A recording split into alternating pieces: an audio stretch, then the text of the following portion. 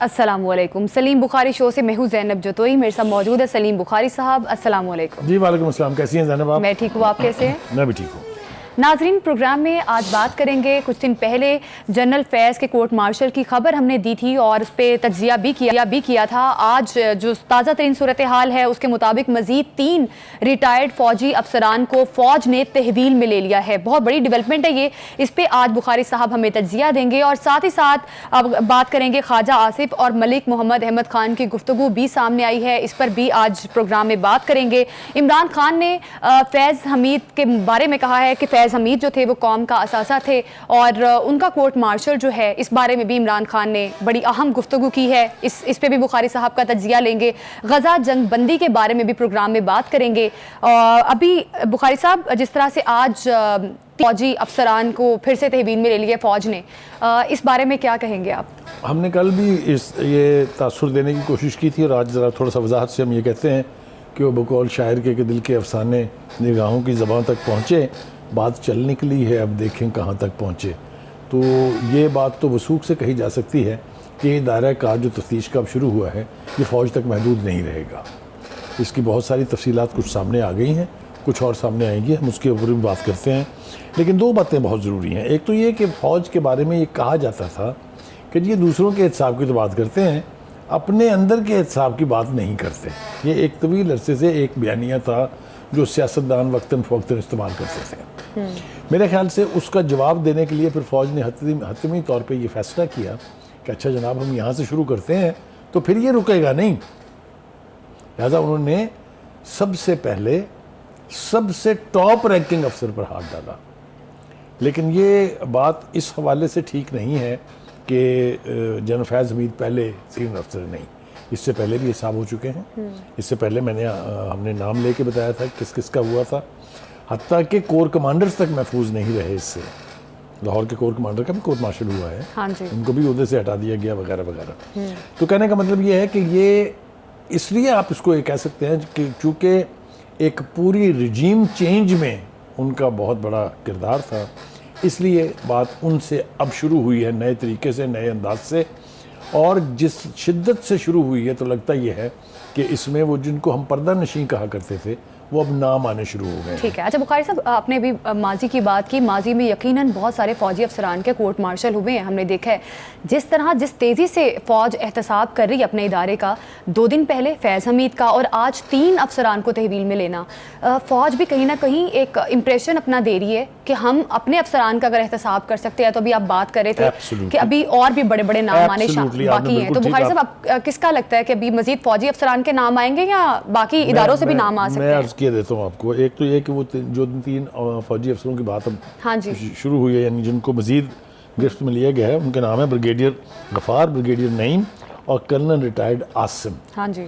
ये 3 नाम हमने परसों भी, अगर आपको याद हो, और कल भी इनका तज़किरा किया था कि ये वो जो सिटी टॉप सिटी का जो मालिक था उसके घर जो छापा डाला गया था जिसमें 40 तोले सोना, 4 करोड़ कैश वगैरह वगैरह की बात हुई थी, ये तीनों के नाम उस हवाले से आए थे पहले। ठीक है।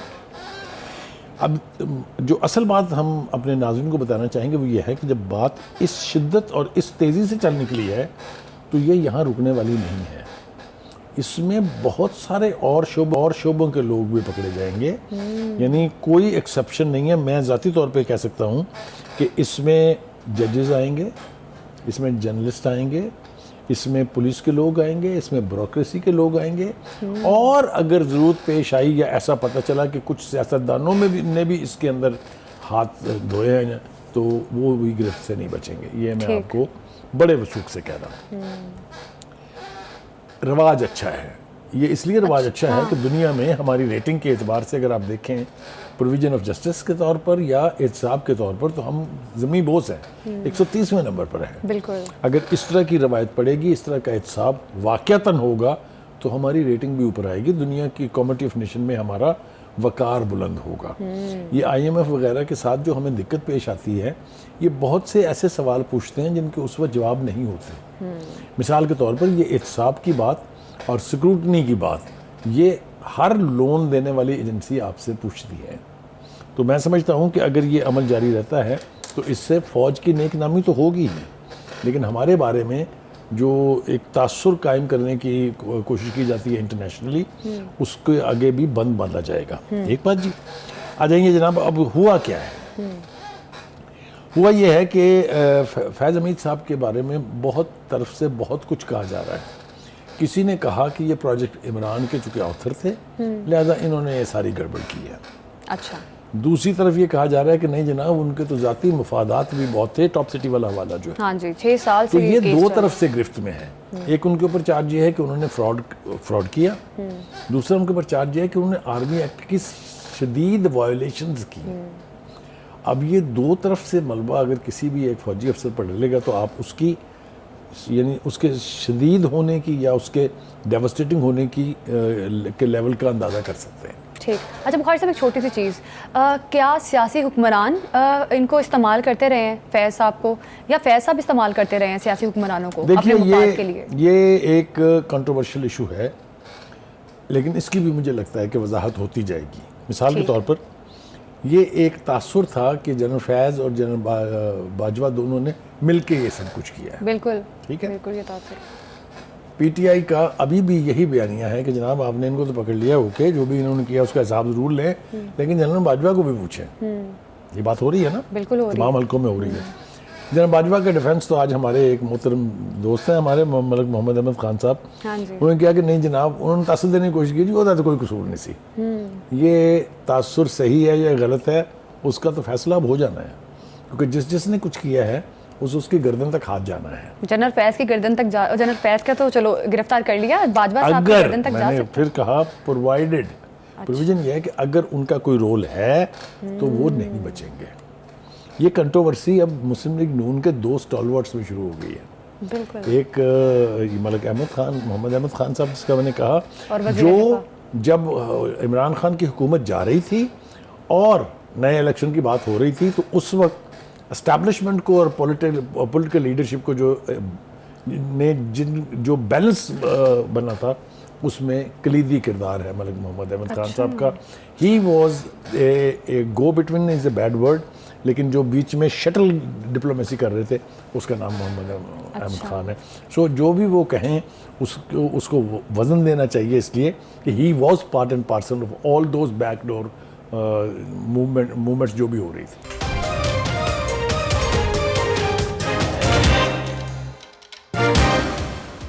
अच्छा बुखारी साहब, मलिक मोहम्मद अहमद खान ने कहा कि मेरे बड़े अच्छे फ्रेंड थे जनरल बाजवा, तो क्या लगता है जब मियां नवाज शरीफ ने जाना था बैरून मुल्क, तो क्या एज अ ब्रिज काम किए मलिक मोहम्मद अहमद खान ने दोनों के दरमियान, ताकि देखिए जो नवाज शरीफ साहब के बाहर जाने की बात है ना, उसका ताल्लुक मेरा ख्याल है ना तो फौज से था बराह रास्त, और ना ही उसमें कोई रोल मलिक मोहम्मद अहमद खान साहब का है। ठीक है। This was between Nawaz Sharif, I mean he his party and the government.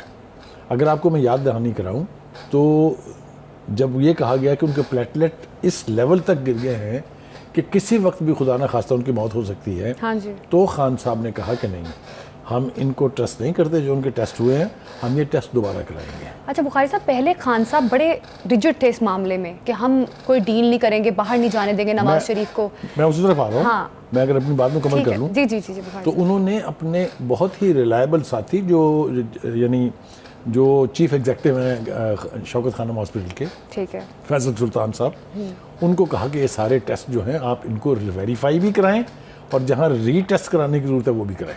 अच्छा। फिर वो रीटेस्ट हुए थे।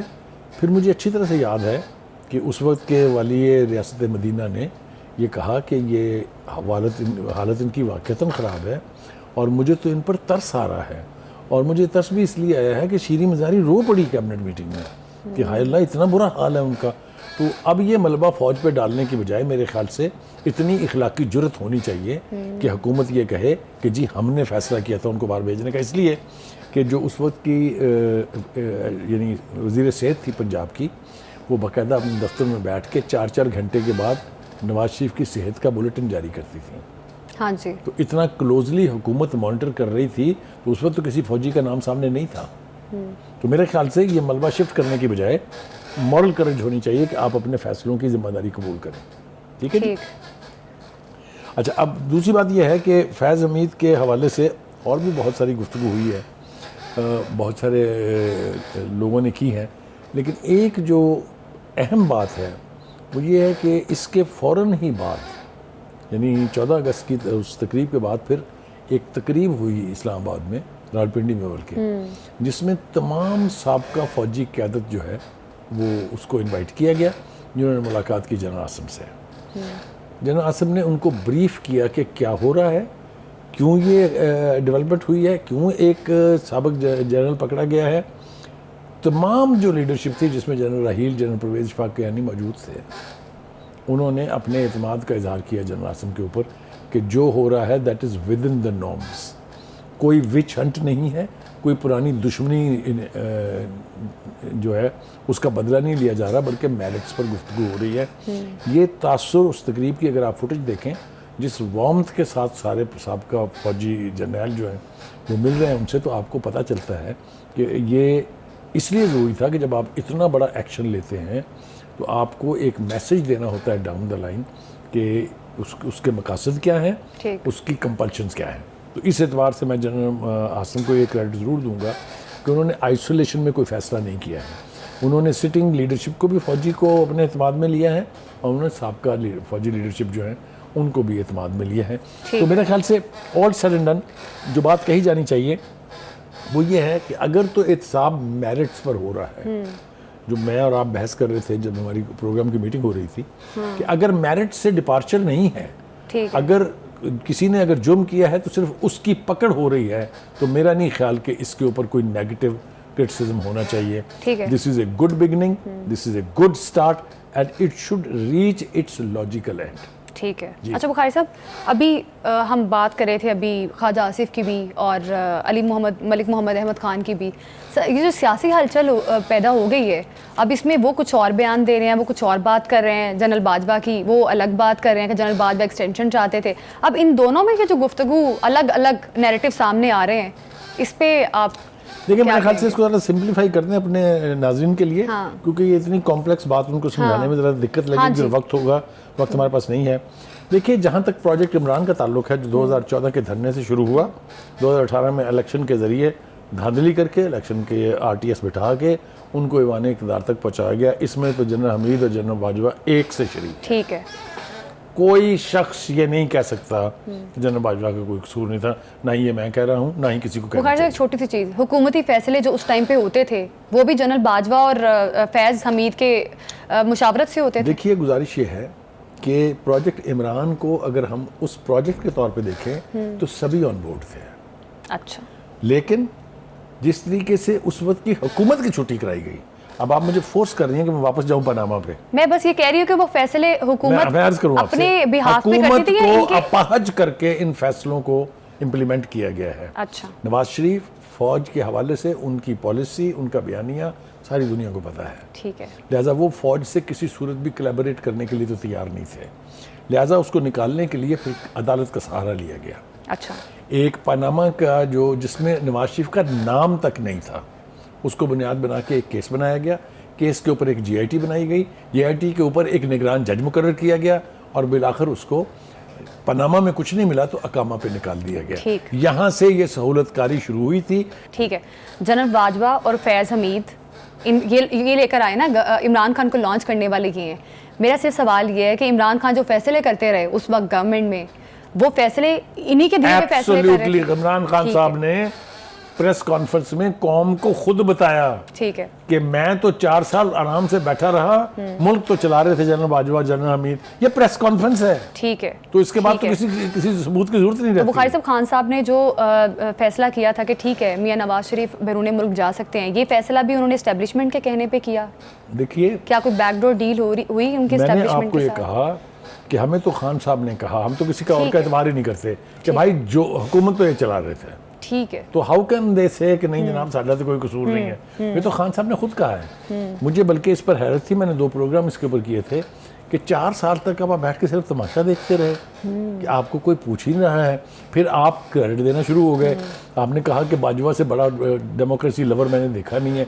ये खान साहब से कोई, मेरी तरफ देखिए, ये खान साहब से कोई क्यों नहीं पूछता कि ये आपने बयान क्यों दिया था कि इससे बड़ा कोई डेमोक्रेसी लवर जनरल पैदा ही नहीं हुआ। आपने ये क्यों कहा था कि जनरल बाजवा जमहूरियत का बाप है। आपने ये क्यों कहा था कि जब मुझे ज़रूरत पड़ती थी तो एजेंसियों के लोग मुझे MNA MPs मैनेज करके देते थे? ये मेरे बयान है। बिल्कुल, ये उनके बयान तो हैं ऑन फिर आप रिकॉर्ड। कैसे कह सकते हैं कि खान साहब उसका हिस्सा नहीं थे? खान साहब भी उसका उतना ही हिस्सा थे। कहने का मतलब ये है कि जो भी फैसले फौजी क़यादत ने अपने मैंडेट से हट के किए, उन सब की पकड़ होनी चाहिए। बुखारी साहब, अब फैज़ हमीद के पास कोई ऑप्शन बचता है या उनके पास एक ही ऑप्शन है, क्या? वो ये कि जो जो इस अमल में उनका साथ था, एक उस बंदे को कहेंगे इसका हिसाब करें। अच्छा, और ये होगा। सिर्फ फैज़ हमीद मैंने का? कहा ना कि बात चल निकली है, अब ठीक देखें है। कहाँ तक अच्छा, पहुंचे। ठीक है, यकीन है कि आगे क्या होता है और आगे कौन से बड़े बड़े नाम आते हैं।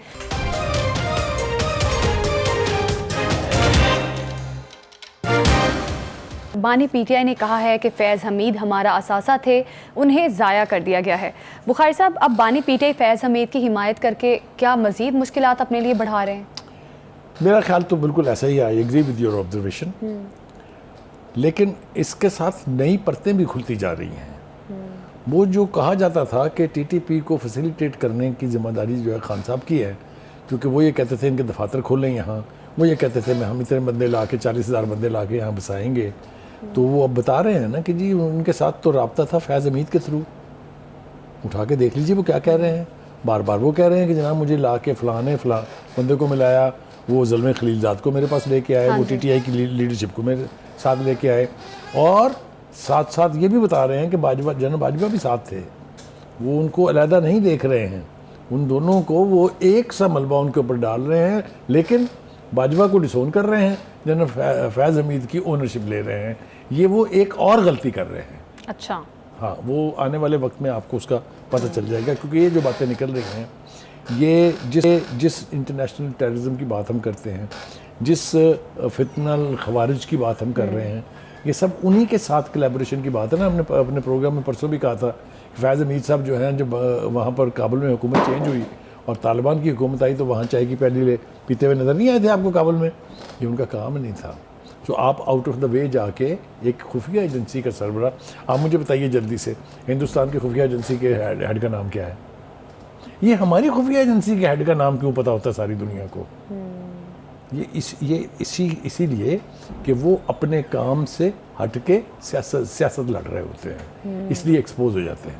तो कहने का मतलब ये है कि खान साहब इसकी ओनरशिप लें ना लें, प्रोटेक्ट करने की कोशिश करें जनरल हमीद को, इससे अब कोई फ़र्क नहीं पड़ता।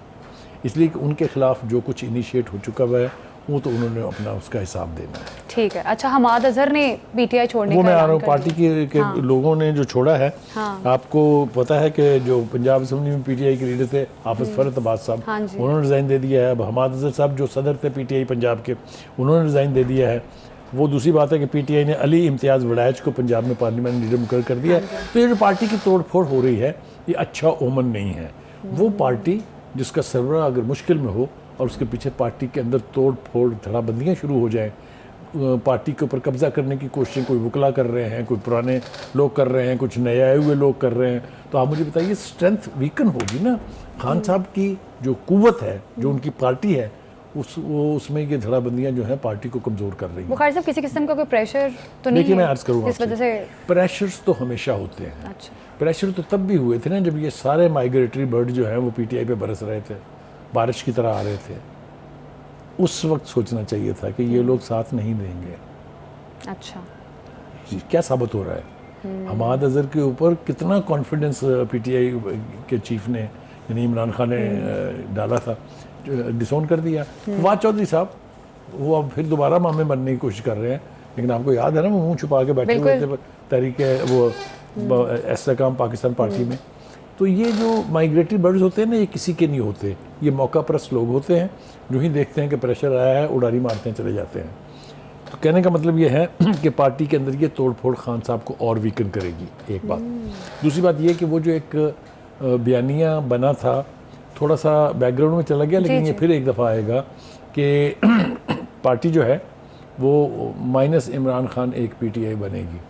अच्छा, सुना है ना, आपने भी सुना हुआ है, मैं कोई नई बात थोड़ी कर रहा हूँ। वो इसी तरह होगी। ये लोग जो अब इस वक्त छोड़ के जा रहे हैं, चाहे कोई माफिया मांग रहा है, चाहे कोई प्रेस कॉन्फ्रेंस कर रहा है, ये सारे लोग फिर एक छतरी के नीचे इकट्ठे किए जाएंगे। अच्छा, माइनस इमरान खान। कौन करेगा उनको इकट्ठा? जो करते हैं हमेशा से।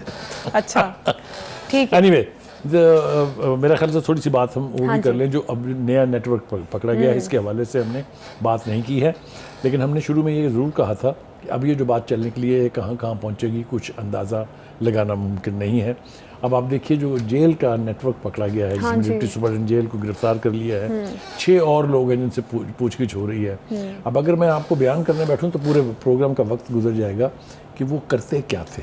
अच्छा, रात 6 बजे 7 बजे से लेकर सुबह 5-6 बजे तक एक मोबाइल फ़ोन खान साहब के पास अवेलेबल रहता था, जिसकी जेल मैनुअल में कोई गुंजाइश नहीं है। बिल्कुल। और वो कौन देते थे? वो फ़ोन जो है डिप्टी सुपरिटेंडेंट जेल जेल का का अमला, होता था। एक बात, वहाँ से सारी दुनिया से उनका फिर रब्ता होता था। वो बयानिए बनते थे जो पाकिस्तान दुश्मनी से किसी सूरत कम नहीं थे। पूरा एक नेटवर्क उनके यानी तीनों चारों बंदे जिनके नाम आ रहे हैं उनसे पकड़ा गया।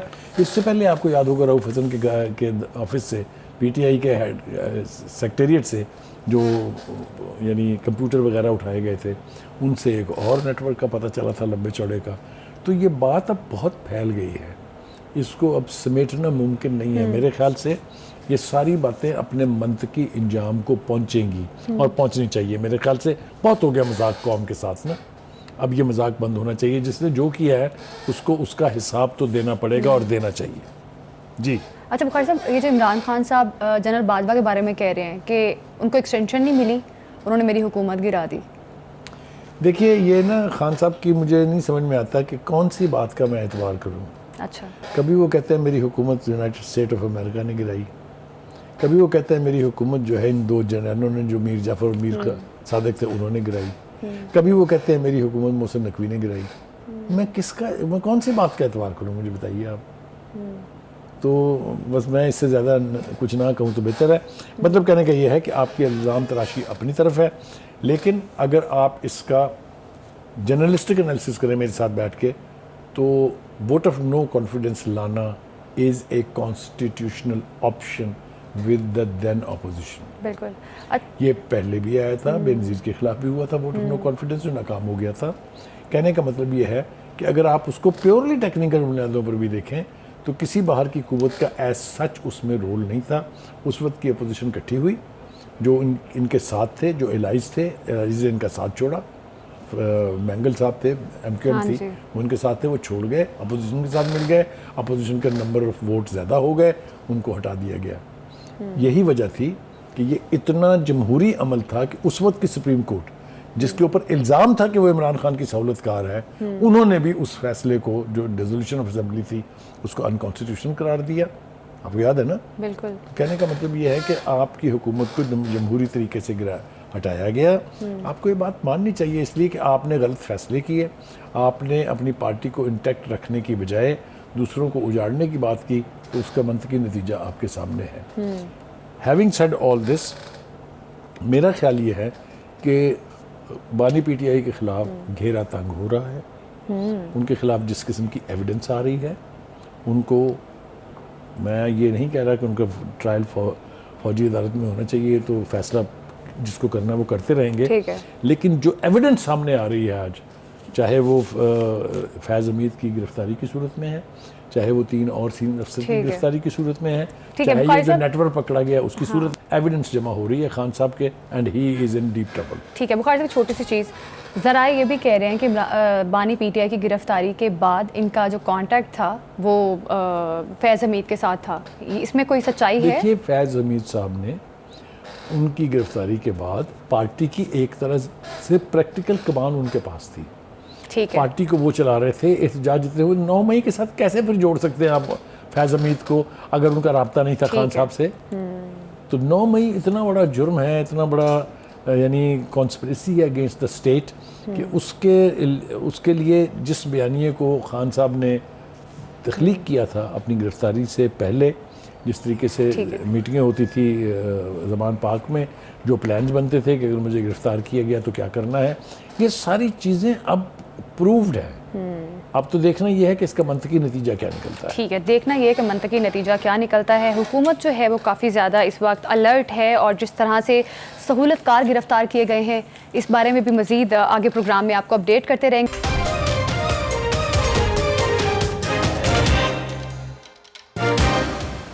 गजा जंगबंदी मुज़ाकरात आज कतर में होने जा रहे हैं। हमास ने शिरकत से इनकार कर दिया है। बुखारी साहब, आज गजा से रिलेटेड जंगबंदी के जो मामलात हैं उस पर आज एक मीटिंग होने जा रही है मुज़ाकरात से मुतालिक। क्या लगता है आपको, अब क्या नतीजा निकलेगा इसका? देखिए, पहली बात तो ये है कि आज के मुज़ाकरात का हमास हिस्सा नहीं है। हाँ। और हमास हिस्सा इसलिए नहीं है कि पिछली जितनी भी मीटिंग्स हुई थी गजा में अमन की खातिर, उन सब में इसराइल ने हमेशा तमाम अंडरस्टैंडिंग्स को वायलेट किया और कभी भी उसने वहाँ गज़ा के अंदर जो फ़लस्तीनियों का हक़ है, जो फ़लस्तीनियों के साथ ज़्यादती हो रही है, उसके ऊपर ना रिग्रेट किया, ना उसको ख़त्म करने की किसी ख्वाहिश का इज़हार किया। लिहाजा हमास ने कहा कि चूँकि ये कोई ढंग की बात सुनने मानने के लिए तैयार नहीं है, हम तो ऐसे मुज़ाकरात में बैठने के लिए तैयार नहीं हैं जो नतीजा खेज साबित ना हो। लेकिन इन मुज़ाकरात तो बड़ी देर से चल रहे हैं ना, आपको पता, जब से गज़ा शुरू हुआ तब से ये जंगबंदी आज होगी, 2 हफ्ते के लिए होगी, 1 हफ्ते के लिए होगी, कैदी छोड़ेंगे नहीं छोड़ेंगे, ये सारे ड्रामे हमने देखे हैं ना इस 10-11 महीने में। लेकिन जो सबसे खौफनाक बात है वो ये है कि अब ईरानी हमला जो है इसराइल के ऊपर, चूँकि वो इनेविटेबल है, लिहाजा अमेरिका समेत जितने इत्तेहादी हैं और ख़ुद इसराइल भी उनकी खौफ के मारे कांपें टांग रही हैं। वो जो हमारे यहाँ एक बड़ी इस तरह खान साहब ने ईजाद की थी, ठीक है। अब इस हद तक परसुएड ज़रूर कर लिया ईरान को वेस्ट ने कि ओके जी, हमें ये बातचीत कर लेने दें, अगर मुआहिदा हो जाता है जंगबंदी का तो आप होल्ड करें अपना हमला। हाँ। ईरान ने ये बात तो मान ली है, लेकिन मैं समझता हूँ कि ये इसराइल के लिए आखिरी मौका है। अगर आज के ये मुज़ाकरात कामयाब ना हुए तो वो हमला जो हम सुन रहे थे कि पिछले 24 घंटे में होने वाला है, वो होके रहेगा। फिर जो जिसकी तबाहकारी होगी वो तो फिर पूरी दुनिया उसका तमाशा देखेगी। मेरा ख्याल ये है कि अमेरिका को, बरतानिया को और उसके सारे इत्तेहादियों को इसराइल पर ये ज़ोर ज़रूर देना चाहिए कि खुदा के वास्ते बस कर दें। वहाँ क्या तबाहकारी, क्या खून रेजी हुई है, गज़ा किस तरह से ब्लीड कर रहा है, खून की नदियाँ वहाँ बह रही हैं। भाई और क्या करना चाहते हैं आप? अगर इसराइल का ख्याल ये है कि वो फ़लस्तीनी कौम जो है उसको नेस्तो नाबूद कर देगा, तो ना ये पहले 75 साल में हुआ है और ना ये कल होने जा रहा है। ये तो नहीं होगा। फ़लस्तीनी पूरी दुनिया में फैले हुए हैं और फ़लस्तीन एक सोच का, एक कौम का नाम है, उसको आप अपनी ख्वाहिशात पर ख़त्म नहीं कर सकते। लिहाजा मैं समझता हूँ कि वेस्ट के लिए और ख़ास तौर से अमेरिका के लिए मौका। आपने देखा कि अमेरिका की लीडरशिप से की तरफ से कुछ बयानात ऐसे आ रहे हैं कि इसराइल के ऊपर प्रेशर डालने की कोशिश की जा रही कि बस कर दें अब। वो दूसरी बात है कि इम्प्लाइडली बाइडन एडमिनिस्ट्रेशन जो है वो उसको असला भी बेच रही है, वो उसको फंडिंग भी कर रही है। लेकिन मैं ये समझता हूँ कि इसराइल इसमें शरीक है या नहीं है, ये एक अलग बात है। लेकिन आज के ये मुज़ाकरात अगर किसी संजीदा नहज तक नहीं पहुँचते हैं तो फिर हमें उस खत्ते में मज़ीद खून रेजी के लिए तैयार रहना चाहिए। वो चाहे ईरान के हमले की वजह से हो, वो चाहे लिबनान तक जंग का दायरा फैला के हिज़्बुल्लाह को जंग में शामिल करने की हद तक हो, जिस तरह की भी होगी तबाही ही तबाही है। इजराइल के पास बेटर ऑप्शन क्या है इस वक्त? गजा जंगबंदी। पहली बात तो ये है कि वो फौरी तौर पर जंगबंदी करे और उसका जो जिसको कहते हैं नाकाबंदी है जो उसको तोड़े और गज़ा के लोगों को अपने घरों को वापस आने दें। ये बात मैं आपको बता दूं कि गज़ा के लोग इससे पहले भी आजमाए जा चुके हैं। वो नेशन रीबिल्डिंग जो है उस प्रोसेस को इतना तेज़ मुकम्मल करते हैं कि आज जो आपको कब्रिस्तान दिखाई दे रहा है, यही गज़ा फिर जो है उसी चहल पहल का यानी नज़ारा पेश करेगा अगर उनको आज़ादी के साथ वापस आने और तामीर नौ करने की इजाज़त दी जाती है। बुखारी साहब, तो अब तो गज़ा के रिहायशी भी कह रहे हैं कि हमारे 1 साल से ये तमाम मामला चल रहे हैं और हमारे से ज़्यादा लोग भी मारे गए हैं, तो अब तो वो भी चाहते हैं कि जंगबंदी हो। मेरे ख्याल से आप ठीक कह रहे हैं कि उनकी पेशेंस अब जवाब देती जा रही है। उन्होंने जितनी तबाही अपनी आंखों से देख ली है, अभी कल ही हम देख रहे थे वो एक बच्ची की जो वीडियो चली है वहाँ से, जिस तरीके से वो चीखो पुकार कर रही है, अल्लाह को भी वो इल्तिजा कर रही है, पूरी दुनिया की गैरत को जगाने की कोशिश कर रही है कि देखें हमारे साथ क्या हो रहा है। गज़ा इज़ ग्रेवयार्ड। बिल्कुल। गज़ा के लोग जो कोनों कुदरों में छुपे बैठे हैं, उनको यह हक हासिल है कि वो अपने मुल्क के, अपने जो उनका हिस्सा है जहाँ पर वो पहले बसते थे, वहाँ उन्हें बसने का हक दिया जाए। उनके लिए जो रिलीफ गुड्स हैं वो अंदर आने की इजाज़त दी जाए। मैं आखिरी बातें कर्ज करूँ, जो अमेरिका की तरफ से एक 3 फेज्ड सलूशन दिया गया था, उससे भी इसराइल अब भाग रहा है। उसके नतीजे में पहले तो यह है कि 6 हफ्ते की जंगबंदी होनी थी, दूसरे मरहले में जो है वो यरगमालियों और सैकड़ों फ़लस्तीनियों का तबादला होना था, और तीसरे मरहले में गज़ा की रीबिल्डिंग होनी थी। This plan was acceptable to Hamas, लेकिन नेतन्याहू जैसा घटिया शख्स इससे भी पीछे हट गया है, इसको भी मानने के लिए तैयार नहीं है। दैट इज़ वाई हमास ने कहा थैंक यू वेरी मच, हम तो इसका हिस्सा भी नहीं बनना चाहते। तो अब जो गजा के लोग हैं वो तो खुद पुकार रहे हैं, मैंने या कहा आपसे को कि भी ये कह उनका रहे हैं कि हक है, प्लीज हमारे लिए क्योंकि कुछ उनके साथ सोल्यूशन जुल्म और निकालें। सितम हो रहा है, उनके साथ बर्बरियत हो रही है। ठीक है। उनकी आवाज़ जो है हम अपनी आवाज़ भी उनकी आवाज़ में मिलाना चाहते हैं कि बिल आखिर इस आखिरी मौके से फ़ायदा उठाना चाहिए। अगर जंगबंदी ठीक नहीं है। होती है तो यहाँ हलाकतें और तबाहकारी और ज़्यादा होगी, और ये फिर इस खित्ते तक जहाँ तक अब है जंग वहाँ तक मौजूद नहीं रहेगी, ये फिर फैलेगी और जंगल की आग की तरह फैलेगी।